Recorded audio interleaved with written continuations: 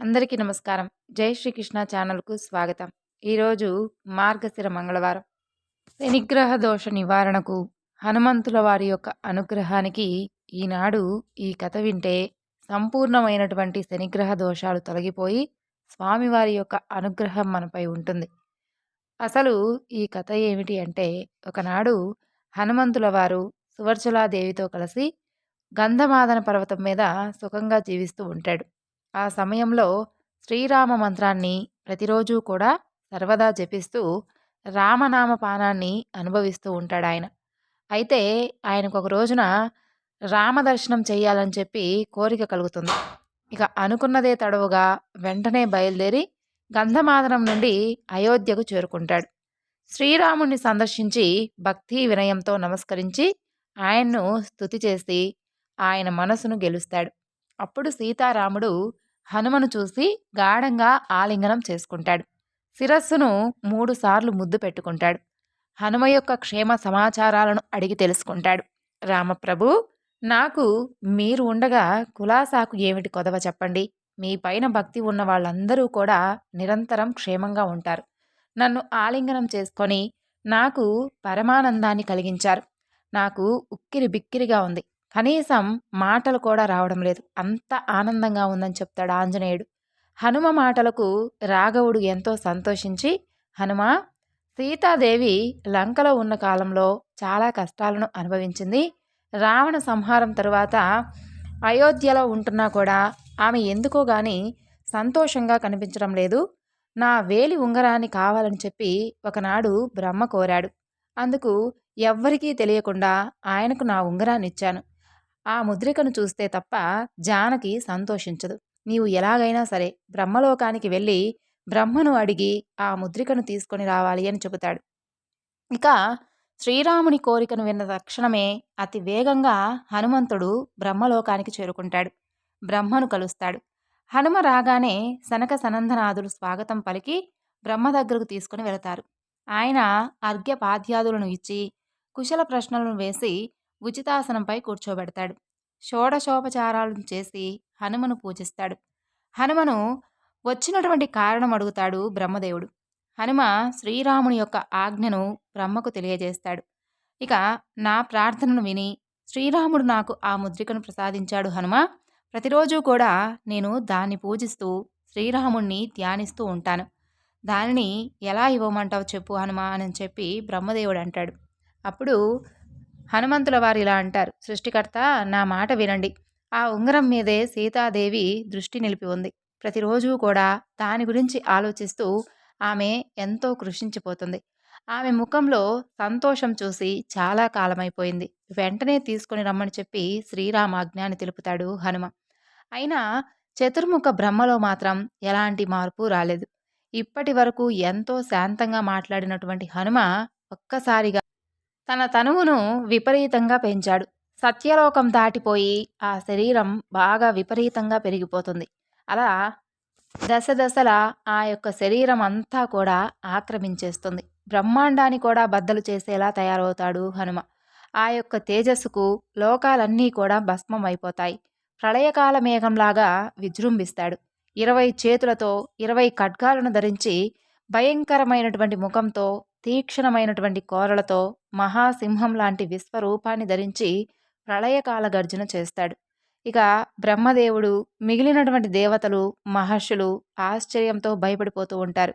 ఇక అందరూ కలిసి భక్తితో రామనామాన్ని జపిస్తూ ఉంటారు. సనక సనందనులు అందరూ కూడా బ్రహ్మతో ఆ రాముని ఉంగరం వెంటనే ఇచ్చేసి ఈ సంక్షోభాన్ని వెంటనే నివారించమని చెప్పి హితవు చెబుతారు. అప్పుడు బ్రహ్మదేవుడు హనుమంతుని భక్తిగా స్తుతిస్తాడు. హనుమంతుని యొక్క విశ్వరూపాన్ని చూసి విభ్రమం పొందుతాడు బ్రహ్మ. బ్రహ్మ ప్రార్థన విన్నటువంటి హనుమ తన యొక్క రూపాన్ని ఉపసంహరించుకుంటాడు. అప్పుడు బ్రహ్మ, హనుమ, అదిగో అక్కడ ఒక సరస్సు కనిపిస్తుంది కదా, దానిలో అనేకమైనటువంటి రామముద్రికలు ఉన్నాయి. అంతకు పూర్వం ఉన్నటువంటి అనంత కల్పాలు, అందులో రామావతారాలు నీకు కనిపిస్తాయి. ఆయా అవతారాలలో నాకు ఆ యొక్క ఇక్ష్వాకు కులతిలకుడైనటువంటి శ్రీరామచంద్రమూర్తి ఇచ్చినటువంటి రామముద్రికలన్నీ కూడా కనిపిస్తాయి. వాటిలో ఏది శ్రీరాముని ముద్రికయో జాగ్రత్తగా పరీక్షించి తీసుకో అని చెబుతాడు. ఇక హనుమ సంతోషంలో ఆ సరస్సులో మునిగిపోతాడు. రామముద్రికలు అందులో అనేకం కనిపిస్తాయి. అతనికి ఏమీ కూడా పాలు పోలేదు. వెంటనే భక్తిగా వాటి చుట్టూ ప్రదక్షిణం చేస్తాడు. అది భౌతిక, ఆధ్యాత్మిక తాపాలన్నీ కూడా తొలగిపోయే విధంగా ఆ సరస్సులో స్నానం చేస్తాడు. తరువాత ఎంతో ఆనందిస్తాడు. బ్రహ్మకు నమస్కరించి సీతారామ సన్నిధికి చేరుకుంటాడు. ఆనందామృత సరస్సులో మునకలేసి వచ్చినటువంటి ఆంజనేయుణ్ణి శ్రీరాముడు సాదరంగా స్వాగతించి, హనుమా, నీవు తెచ్చినటువంటి ఆ ముద్రికను త్వరగా ఇవ్వు, దాన్ని సీతాదేవికి త్వరగా ఇచ్చి ఆమెను సంతోషపెడతాను అని చెబుతాడు. ఆంజనేయుడు జంకుతూ వెనకడుగు వేస్తుంటాడు. భక్తుని యొక్క అవస్థను భగవంతుడు గ్రహిస్తాడు. హనుమా, భక్తశేఖర, ఎందుకు భయం? నీకు నాకు ఏమీ భేదం లేదు కదా. భయం వదిలిపెట్టి బ్రహ్మలోకంలో నీవు చూసినటువంటి వింతలను నాకు తెలియజేయి అని చెప్పి చాలా ప్రేమగా అడుగుతాడు శ్రీరాముడు. రాముని మాటలకు ధైర్యం తెచ్చుకున్నటువంటి హనుమంతుడు, ప్రభు, సత్యలోకంలో చతుర్ముఖ బ్రహ్మ యొక్క భార్య సరస్వతీదేవితో ఎంతో ఆనందంగా ఉన్నాడు. అక్కడ బ్రహ్మర్షులు, వేదాంతులు, జితక్రోధులు ఉన్నారు. అసలు వారి భాగ్యమే భాగ్యం తెలుసా? అక్కడ అమృత సరస్సు ఉంది. అక్కడ మీ ముద్రికలు అనేకం కనిపించాయి. వాటిని చూసి నమస్కరించి మరలా నేను తిరిగి వచ్చేశాను. మొదట బ్రహ్మదేవుడు ముద్రికను ఇవ్వలేను అని అన్నాడు. నాకు బాగా కోపం వచ్చి నా విశ్వరూపాన్ని చూపించాను. ఆ సరస్సులో ఏ ముద్రిక మీదో నాకు తెలియలేదు. అందుకే వట్టి చేతులతో తిరిగి వచ్చేశాను అని చెప్పి వివరిస్తాడు హనుమ. శ్రీరాముడు హనుమను చేరుకొని, హనుమా, నీ సత్యవ్రతం, సత్యభాషణాలకు నేను మెచ్చాను. నీ మీద ప్రసన్నమైనటువంటి భావం ఏర్పడింది. ఏదైనా కానీ వరాన్ని కోరుకో, తప్పక ఇస్తాను అని అంటాడు. ఇక ఇది వరకు ఎన్నో అవతారాలు ఎత్తాను. కార్యనిర్వహణ కోసం ఈ అవతారం ఎత్తాను. బ్రహ్మ నాకు భక్తుడు. అందుకని ప్రతి అవతారంలోనూ నా ప్రతినిధిగా ఉండేందుకు బ్రహ్మకు నా ముద్రికను ఇస్తూ ఉంటాను. దానిని నిశ్చలమైనటువంటి భక్తితో పూజిస్తూ సృష్టి కార్యం చేస్తూ ఉంటాడు. జానకీదేవి నీ మీద పుత్రవాత్సల్యంతో ఉంది. నీవు మరలా వెళ్ళి అమృత సరస్సులో ఉన్నటువంటి ఆ ముద్రికను ఒకదాన్ని తెచ్చి మీ అమ్మగారికి ఇవ్వు అని చెబుతాడు. ఇక హనుమ వెంటనే బ్రహ్మలోకానికి చేరుకొని అంగుళీకాన్ని తీసుకొని వాణీ విభుడికి కృతజ్ఞతాపూర్వకంగా నమస్కారం చేసి శ్రీరాముని దగ్గరకు చేరుకుంటాడు. శ్రీరాముడు హనుమను దగ్గరకు తీసుకొని, హనుమా, బ్రహ్మలోకాన్ని చూసి ఆనందించావు. అందువలన రాబోయేటటువంటి యుగాలకు నీవు బ్రహ్మగా ఉండేటటువంటి వరాన్ని ఇస్తున్నాను. నీవు నన్ను పూజించి సేవించి ఆనందాన్ని చేకూర్చావు. నేను సీతాదేవి నీయందు సదా వాత్సల్యంతో ఉంటాము. నీవు లోకాలను సృజిస్తూ జగత్తుకు మంగళాన్ని కలిగిస్తూ శోభిల్లగలవు అని చెప్పి హనుమను ఆశీర్వదిస్తాడు. రామాజ్ఞను పొంది సెలవు తీసుకొని మరలా గంధమాదనానికి చేరి రామమంత్ర జపంతో తరిస్తూ జీవించాడు హనుమంతుడు. పూర్వం సుందరి అనేటటువంటి ఒక పెద్ద పట్టణం ఉండేది. అది పేరుకు తగిన విధంగా సర్వాంగ సుందరంగా వర్ధిల్లుతూ ఉండేది. అందులో మైందుడు అనేటటువంటి ఒక బ్రాహ్మణుడు ఉండేవాడు. వేదశాస్త్రాలన్నీ కూడా చక్కగా చదువుకున్నవాడు. అతనికి హనుమాన్ మంత్రం అంటే మహాప్రీతి. అన్నిటి సారం అందులోనే ఉంది అని చెప్పి తెలుసుకున్నవాడు. నిత్యము కూడా ఆ మంత్రాన్ని జపిస్తూ నిష్టగా జీవిస్తూ ఉండేవాడు. మనసులో ఎలాంటి కోరికలు అతనికి లేవు. నిష్కాముడుగా జీవించడం మాత్రం బాగా నేర్చుకున్నాడు. మైందునికి కాశీకి వెళ్ళి విశ్వనాథుని దర్శించాలి అని, గంగా స్నానంతో పులకించాలి అని చెప్పి అనిపిస్తూ ఉండేది.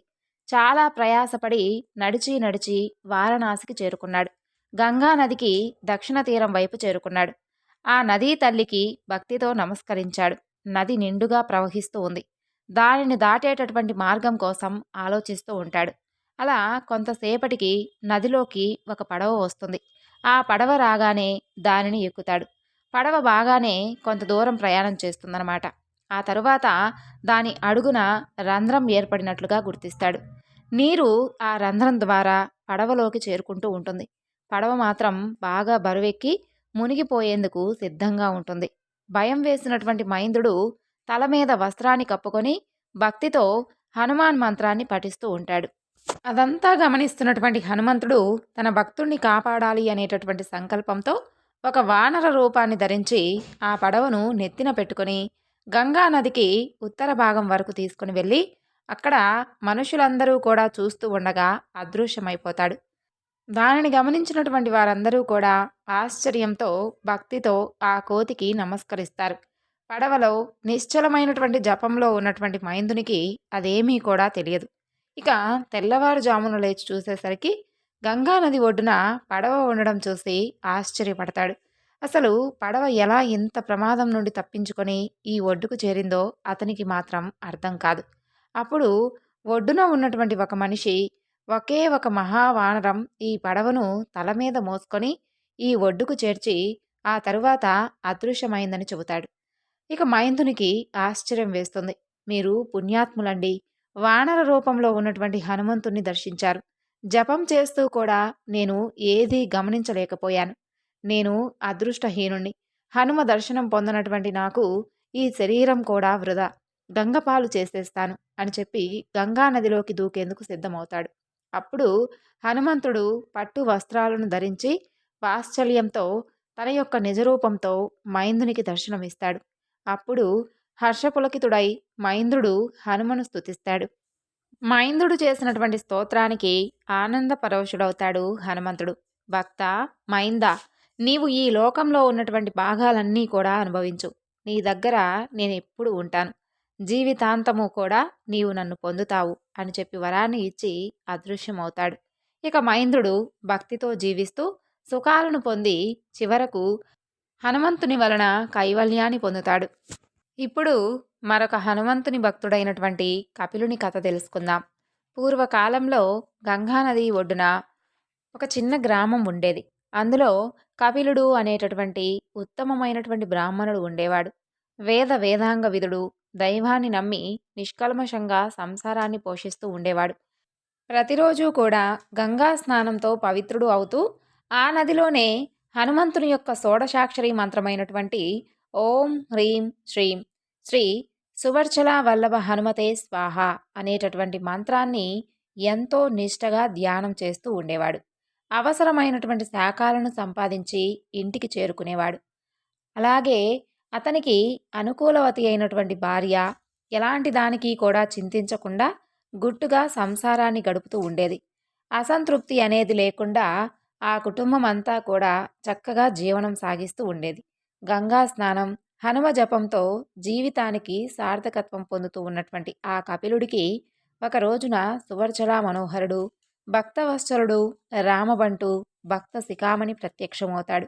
హనుమంతుడు 4 భుజాలతోనూ, చంద్రకాంతితోనూ, తెల్లని యజ్ఞోపవీతంతోనూ, నవరత్నాలతో ఉన్నటువంటి కుండలాలతోనూ, దుకూలంతోనూ, ముత్యాల హారాలతోనూ, ముంజమేకలంతోనూ, జాంబవత వినత, నీలపావన, గంధమాదన, సుషేణ, మైండ వివిధులతో ప్రత్యక్షమవుతాడు ఆంజనేయ స్వామి. స్వామిని చూసినటువంటి ఆనందం కపిలుడు దివ్యమైనటువంటి స్తోత్రాలు చేసి పులకితుడవుతాడు. ఆనందంతో మాటలు కూడా నోటి నుండి రాలేదు. అలా కొంతసేపటికి ఆ ఆశ్చర్యం నుండి తేరుకుంటాడు కపిలుడు. స్వామి హనుమ, నిన్ను చూసి నా జన్మ ధన్యమైంది. ఇక నాకు నా గృహం మీద కూడా విచారం లేదు. నేను భక్తితో సమర్పించేటటువంటి ఈ యొక్క ఫలపుష్పాలను స్వీకరించండి అని చెప్పి ఒక గొప్ప స్తోత్రాన్ని చేస్తాడు కపిలుడు. సూర్యదేవుని యొక్క పుత్రిక సువర్చల నీ భార్య. నీవు కట్టింది బంగారు బట్టలు, కుండలాలు, రత్నమాణిక్యాలతో విరాజిల్లుతూ ఉండేవి. మెడలో తెల్లని ముత్యాల హారం.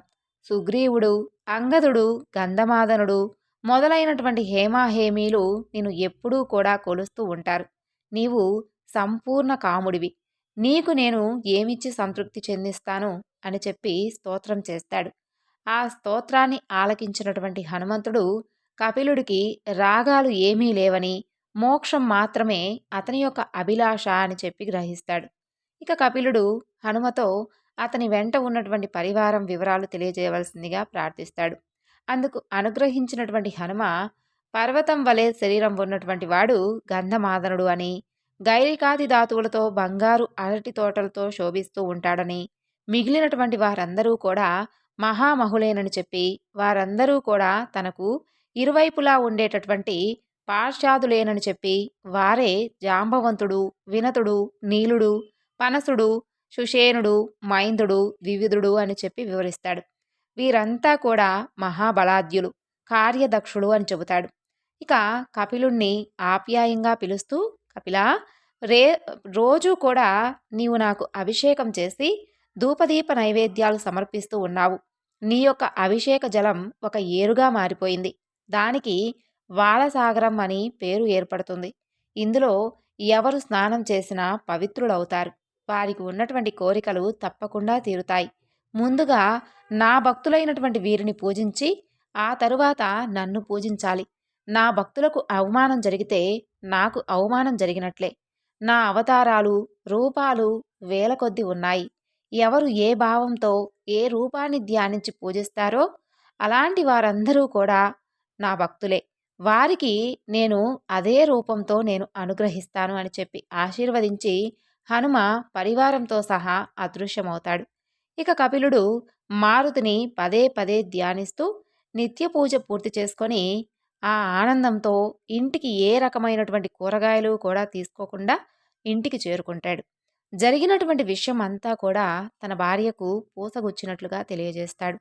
ఆమె కూడా చాలా సంతోషించి ఆంజనేయుని యొక్క దర్శనం లభిస్తే ఇక ఏ లోటు ఉండదని చెప్పి ఏమీ తీసుకురాలేకపోయినందుకు బాధపడవద్దు అని చెప్పి ఊరడిస్తుంది. అయినప్పటికీ కూడా పిల్లల ఆకలి చూసి, వారికి బట్టలు లేకపోవడం చూసి మనసులోని బాధను బయటకు చెప్పేస్తుంది. స్వామి, మీరు ప్రతినిత్యము కూడా స్నాన సంధ్యలు విధి తప్పకుండా చేస్తూ ఉంటారు. వేద శాస్త్రాలన్నీ కూడా చదివారు. అంత మాత్రం చేత మన ఆకలి మాత్రం తీరదు కదా. మా తండ్రికి మీ యొక్క అసమర్థత తెలియక నన్ను మీకిచ్చి పెళ్లి చేశాడు. మన పిల్లలకు కానీ నాకు కానీ కనీసం సరైన బట్టలు కూడా లేవు. చిరిగిన వాటితోనే కాలక్షేపం చేస్తూ ఉన్నాం. అడవిలో దొరికేటటువంటి కందమూలాలనే మనకు ఇంతవరకు ఆహారంగా స్వీకరిస్తూ వచ్చాం. మన దరిద్రాన్ని తీర్చలేనటువంటి ఆ ఆంజనేయుడి యొక్క భజనతో జీవితమంతా కూడా గడిపేస్తూ ఉన్నాం. అసలు ఎలాంటి ఫలితమూ లేదు. ఎక్కితే ముందుకు నడవనటువంటి గుర్రాన్ని ఎవరైనా కానీ విడిచిపెట్టేస్తారు. మీరు మాత్రం ఇంకా ఆ హనుమనే పట్టుకు పాకులాడుతూ ఉన్నారు. వదిలిపెట్టి ఇంకను ఎవరినైనా కానీ ఆశ్రయించండి అని చెప్పి అతి నిష్ఠూరంగా మాట్లాడుతుంది. ఆ మాటలను భరించలేక భగవంతుని దూషించడం పాపం అని చెప్పి అతను లోపలికి వెళ్ళిపోతాడు. ఇక అంతలో హనుమంతుడు ప్రత్యక్షమవుతాడు. జరిగినదంతా కూడా కపిలుని ద్వారా తెలుసుకుంటాడు. కపిలుణ్ణి విచారించవద్దని చెబుతాడు. అతని భక్తికి సంతోషించానని చెప్పి దరిద్రం పోయేందుకు ఒక మార్గాన్ని చెబుతాడు. అదేమిటి అంటే, వాళ్ళ ఇంటి వెనుక ఉన్నటువంటి ఒక రేగు చెట్టు మొదట్లో ధనరాశి ఉందని చెప్పి దానిని తెచ్చుకొని అనుభవించమని చెప్పి భార్యతో చెప్పమని హనుమంతుడు కపిలునికి చెప్పి అదృశ్యమవుతాడు. ఇక కపిలుడు ఆ విషయం అంతా కూడా భార్యకు చెబుతాడు. అయితే ఆమె మాత్రం నమ్మదు. మోసం అని అంటుంది. నిజంగా అసలు మన మీద మీ ఆంజనేయుడికి అంత అనుగ్రహమే ఉంటే ఆయనే స్వయంగా ఆ ధనాన్ని తీసుకొని వచ్చి మనకే ఇచ్చేవాడు కదా అని చెప్పి విసుక్కుంటుంది. అతని మనసు తీవ్రంగా క్షోభిస్తుంది. ఇక ఆ రాత్రి కపిలుడి భార్య నిద్రించినటువంటి సమయంలో హనుమంతుడు రేగు చెట్టు కింద ఉన్నటువంటి ధనరాశులతో ఉన్నటువంటి పెట్టెను బయటకు తీసి దానిని తన యొక్క శిరస్సు మీద ఉంచమని చెప్పి కపిలుడికి చెబుతాడు. కపిలుడు భయకంపితుడై అంత బరువు ఉన్నటువంటి ఆ పెట్టెను తాను హనుమంతుని యొక్క శిరస్సు మీద పెట్టలేనని చెప్పి ఏడుస్తాడు. క్షమించమని చెప్పి ప్రార్థిస్తాడు. కపిలుని యొక్క నిష్కల్మషమైనటువంటి భక్తికి హనుమంతుడు చాలా సంతోషించి ఆ పెట్టెను తానే స్వయంగా నెత్తిపైకి ఎత్తుకొని నిద్రపోతూ ఉన్నటువంటి కపిలుడి భార్య దగ్గర ఉంచుతాడు. ఆప్యాయంగా కపిలుని దగ్గరకు తీసుకొని కౌగిలించుకుంటాడు. నీకు ముక్తికి తగినటువంటి యోగ్యతను ఇస్తున్నాను. ఇదే నీకు నేను ఇచ్చేటటువంటి చివరి ధనం అని చెప్పి అదృశ్యమవుతాడు. ఇక మర్నాడు ఉదయం కపిలుడి భార్య నిద్రలేచి తన ముందున్నటువంటి ఆ యొక్క అనంత ద్రవ్యరాశి కలిగినటువంటి ఆ పెట్టెను చూసి ఆశ్చర్యపోతుంది. తనను క్షమించమని చెప్పి భర్త కాళ్ల మీద పడుతుంది. దైవాపచారానికి మన్నించమని చెప్పి హనుమను పలు పలు విధాలుగా ప్రార్థిస్తుంది. హనుమ ఇచ్చినటువంటి ధనంతో దరిద్రం నుండి ముక్తుడై హాయిగా ఆనందంగా భార్యా పిల్లలతో సుఖాలు అనుభవించాడు కపిలుడు. అందరి కోరికలు తీర్చాడు. పిల్లల వివాహాలు కూడా చేశాడు. ఇన్ని చేస్తున్నా మనసంతా కూడా నీవే అని చెప్పి అతను హనుమ యొక్క చరణాలను ఆశ్రయించి చివరకు సాయుధ్యం పొందాడు కపిలుడు. నమ్మిన వారికి నమ్మినంత సహాయం చేసేవాడు ఆ యొక్క శ్రీరామదూత అయినటువంటి ఆంజనేయుడు. ఇప్పుడు మరొక హనుమ భక్తుని కథ గురించి తెలుసుకుందాం. పూర్వం సోమదత్తుడు అనేటటువంటి చంద్రవంశరాజు ఉండేవాడు. అతను సత్యవాది, అహంకారం లేనివాడు, ఎంతో మౌని, అతిధేయుడు, పరాక్రమవంతుడు. భూమినంతటినీ కూడా ఏకఛత్రాధిపత్యంగా పాలించేటటువంటి గొప్ప వీరుడు. అతని చేత జయింపబడినటువంటి రాజులందరూ కూడా ఒకనాడు ఏకమై ఒక్కసారిగా అతని రాజ్యంపై దాడి చేస్తారు. వారి మధ్య భీకరమైనటువంటి యుద్ధం జరుగుతుంది. సోమదత్తుడు యుద్ధంలో విపరీతంగా నష్టపోతాడు. తను పొందినటువంటి పరాజయాన్ని తట్టుకోలేక తన భార్యా పిల్లలతో రహస్యంగా అడవులకు పారిపోతాడు. అలా కొంతకాలానికి గార్గ మహర్షి ఆశ్రమానికి కొద్ది దూరంలో నివాసం ఏర్పరచుకొని అక్కడ నివసించడం మొదలు పెడతాడు. అతనికి గుడ్డితనం, మూగతనం, చెవుడు, కుంటితనం ఏర్పడతాయి. తనకు వచ్చినటువంటి ఆ యొక్క విపరీతమైనటువంటి దుర్దశకు ఎంతో చింతిస్తూ ఉంటాడు. కానీ అతని భార్య మాత్రం అతనికి ధైర్యం నూరిపోస్తూ ఉంటుంది. అంతా కూడా మన కర్మఫలం, కాబట్టి మీరు బాధపడవద్దు, తప్పకుండా కాలమే ఈ బాధలను మానిపోయేలా చేస్తుంది అని చెప్పి ఓరడిస్తూ ఉండేది. ఆపదలలో ధైర్యం, సంపదలలో క్షమ, సభల్లో చక్కని ప్రసంగం, యుద్ధంలో పరాక్రమం, స్త్రీల విషయంలో మంచి నడవడి, సంపదలో ఓర్పు, బ్రాహ్మణుల యందు భక్తి మనం ఎప్పుడూ కూడా కలిగి ఉండాలని చెప్పి బోధిస్తూ ఉండేది. కొబ్బరికాయలోని నీళ్లులాగా జరగవలసింది అంతా కూడా జరిగిపోతూ ఉంటుంది అని చెప్పి ధైర్యం చెబుతూ ఉండేది. ఇక దగ్గరలో ఉన్నటువంటి గర్గ మహర్షి ఆశ్రమం ఉందని చెప్పి ఆయనను కనుక ఒకసారి శరణు వేడితే తప్పకుండా మనకు ఏదైనా కానీ ప్రయోజనం ఉంటుందని హితవు చెబుతుంది. ఇక ఇద్దరూ కలిసి ఆ ముని ఆశ్రమానికి వెళ్ళి గర్గముని యొక్క పాదాలపై పడి శరణు కోరుకుంటారు. వారు వచ్చినటువంటి సందర్భాన్ని గర్గముని తన యొక్క దివ్య దృష్టితో తెలుసుకుంటాడు. రాజా, నీవు నీ యొక్క పరాక్రమాన్నే నమ్మి దైవాన్ని మర్చిపోయినందున నీకు ఇలాంటి ఆపద కలిగింది. భగవన్ మంత్రాన్ని జపిస్తూ మంచి వ్రతాలు చేసినట్లయితే ఈ బాధ తప్పకుండా తప్పేది అని చెప్పి గర్గ మహర్షి తెలుపుతాడు. సోమదత్త మహారాజు గర్గముని పాదాలను సృశించి, మహానుభావా, మీరు చెప్పినది అక్షర సత్యం. ప్రస్తుతం ఇప్పుడు నాకున్నటువంటి ఈ దుస్థితి తొలగిపోయేందుకు ఏదైనా కానీ ఉపాయాన్ని అనుగ్రహించండి. మంచి ఫలితాన్ని ఇచ్చేటటువంటి మంత్రాన్ని ఉపదేశించండి. దానిని నిష్టగా జపించి మనోభీష్ట సిద్ధిని పొందుతాను అని చెప్పి సోమదత్తుడు వేడుకుంటాడు.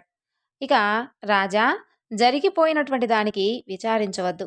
అత్యంత వేగంగా ఫలసిద్ధినిచ్చేటటువంటి హనుమాన్ మంత్రాన్ని నీకు ఉపదేశిస్తాను. దానిని నీవు జపిస్తూ హనుమాన్ వ్రతం చెయ్యి. నీకున్నటువంటి కోరికలన్నీ కూడా తప్పకుండా నెరవేరుతాయి. శత్రుజయం కలుగుతుంది.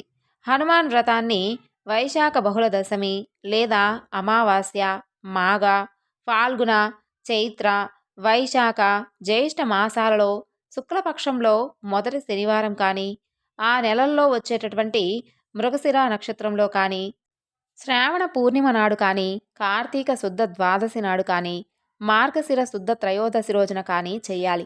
పగలైనా కానీ సాయంత్రమైనా కానీ ఈ వ్రతాన్ని చేయవచ్చు. బంగారం, వెండి, రాగి రేకుపై చెక్కించినటువంటి యంత్రం లేదంటే బూర్జర పత్రం మీద రాసినటువంటి యంత్రాన్ని బియ్యం పిండితో వేసినటువంటి యంత్రం మీద కానీ, విగ్రహంలో కానీ, నీరు ఉన్నటువంటి కలశంలో కానీ, పట్టు వస్త్రం మీద వేసినటువంటి యంత్రంలో కానీ ఆవాహనం చేయాలి. శ్రద్ధగా పూజించాలి. 13 ముళ్ళు కలిగినటువంటి తోరాన్ని పూజించాలి. దానిని ధరించాలి. 13 నేతి అప్పాలను దానం చేయాలి. పూర్వం శ్రీరాముడు, విభీషణుడు ఈ యొక్క వ్రతాన్ని చేసి మంచి ఫలితాన్ని పొందారు. నీవు కూడా ఈ యొక్క వ్రతాన్ని చేసి రాధ్యాన్ని, సుఖాలను తిరిగి పొందు అని చెబుతాడు గర్గ మహర్షి. సోమదత్తుడికి పంచముఖాంజనేయ స్వామి వారి యొక్క మహావిద్యను, ఖడ్గ విద్యను ఉపదేశించి గర్గముని ఆ దంపతులతో హనుమాన్ వ్రతం దగ్గరుండి మరీ జరిపిస్తాడు. ఆ యొక్క మంత్ర ప్రభావం చేత అతనికి మరలా తిరిగి తన యొక్క బల పరాక్రమాలు అన్నీ కూడా సిద్ధిస్తాయి. అతనికి వచ్చినటువంటి వ్యాధులన్నీ కూడా మాయమైపోతాయి. అతనికి తిరిగి మరలా మంచి రూపం వస్తుంది. ఆంజనేయ స్వామి వారి యొక్క అనుగ్రహంతో శత్రువులందరినీ కూడా జయించి తిరిగి మరలా తన యొక్క రాజ్యాన్ని తాను దక్కించుకుంటాడు. ధర్మ మార్గంలో నడుస్తూ ప్రజలందరినీ కూడా సొంత బిడ్డలలాగా కాపాడుతూ గర్గ మహర్షిని పురోహితునిగా చేసుకొని సత్రయాగాన్ని చేస్తాడు. దానితో సప్త ద్వీపాలను జయిస్తాడు సోమదత్తుడు. సోమదత్తునికి 8 మంది కుమారులు కలుగుతారు. ఆనందంగా తన యొక్క జీవితాన్ని గడుపుతూ పెద్ద కుమారుడికి రాజ్యాన్ని అప్పగించి దంపతులిద్దరూ కూడా అరణ్యానికి చేరుకొని తపస్సును చేసుకుంటూ చివరకు బ్రహ్మలోకానికి చేరుకుంటారు. ఆంజనేయుణ్ణి పూజిస్తే ధైర్యం, శౌర్యం, సంపదలు, ఇతర కోరికలన్నీ కూడా తీరుతాయి. హనుమాన్ వ్రతాన్ని మించినటువంటి వ్రతము ఏదీ లేదు. హనుమంతుణ్ణి పూజిస్తే త్రిమూర్తులు కూడా సంతోషిస్తారు. సర్వదేవతలు కూడా సంతృప్తి చెందుతారు. చంద్రుడు లేనటువంటి రాత్రి, ధనం లేనటువంటి రాజు, హనుమాన్ నామం లేనటువంటి ప్రబంధం వ్యర్థం అని గర్గ మహర్షి సోమదత్తునికి వివరిస్తాడు. అలాగే గాలవుడు అనేటటువంటి ఒక కిరాతకుడు కూడా ఉండేవాడు. అతను ఆహారం కోసం ఎన్నో జంతువులను వేటాడుతూ ఉండేవాడు. ఇంటిని లక్ష్మీ కళతో నిర్వహిస్తూ ఉండేవాడు. సాధు జీవనాన్ని గడుపుతూ ఉండేవాడు. అతనికి 40 సంవత్సరాలు వచ్చాయి.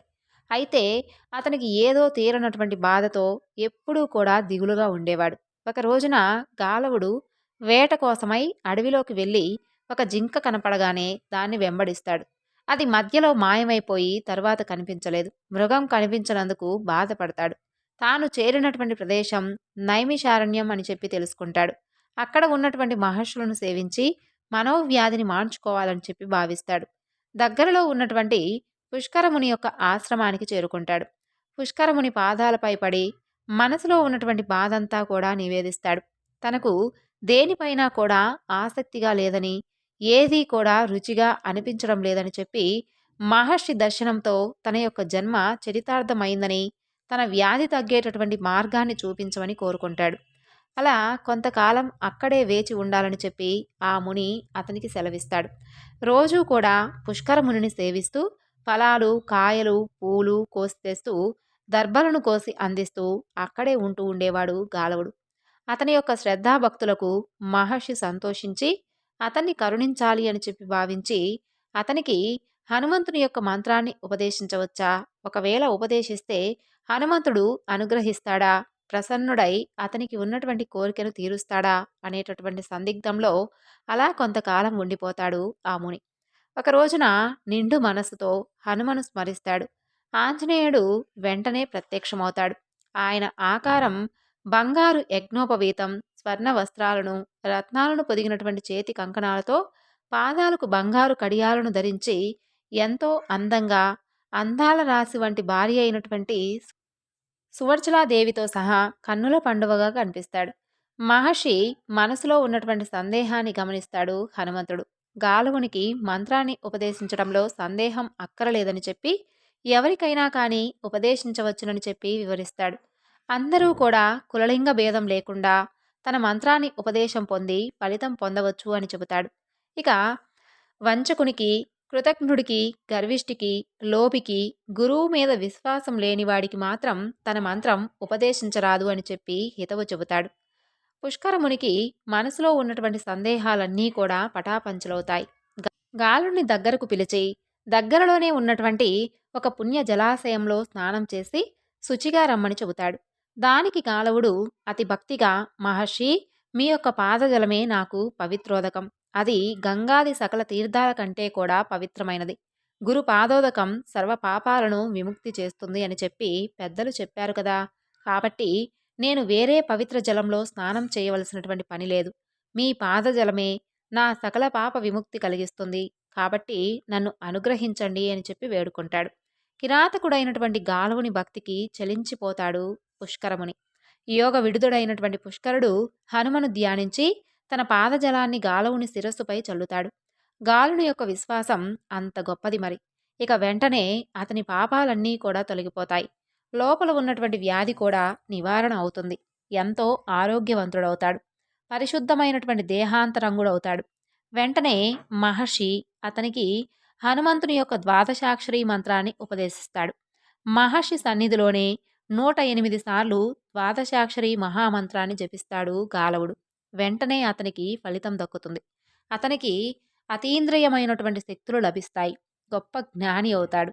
భూత భవిష్యత్ వర్తమానాలన్నీ కూడా తెలుసుకోగలిగేటటువంటి సామర్థ్యం అతనికి లభిస్తుంది.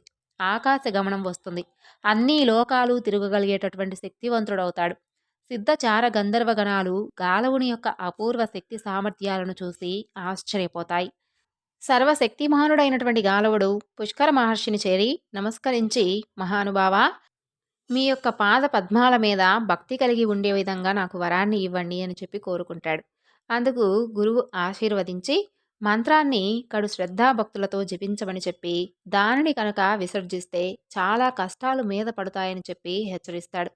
గురువును వీడలేక అక్కడి నుండి తన ప్రాంతానికి బయలుదేరి వెళతాడు చివరికి గాలవుడు. ఇది హనుమాన్ మంత్రం యొక్క ప్రభావం వలన గాలవుడు, కపిలుడు, సైంధవుడు పొందినటువంటి గొప్ప పుణ్యఫలం.